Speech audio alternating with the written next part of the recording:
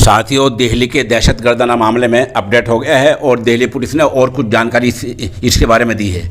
आपको बतला दें कि रात 11:30 बजे दिल्ली के धौला कुआं इलाके से यूसुफ खान नाम का दहशतगर्द पकड़ा गया है और दहशतगर्द यूपी का बताया जा रहा है।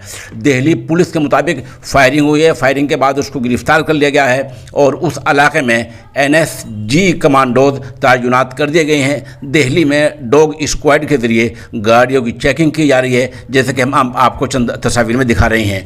अब दिल्ली पुलिस का कहना है कि दहशतगर्द एक बड़ी वारदात करना चाह रहा था। उसकी जो मददगार हैं, जो मुआविनीन हैं, उनको ढूंढा जा रहा है और दिल्ली पुलिस छापेमार कार्रवाई कर रही है। कई जगहों पर दबिश दी गई है।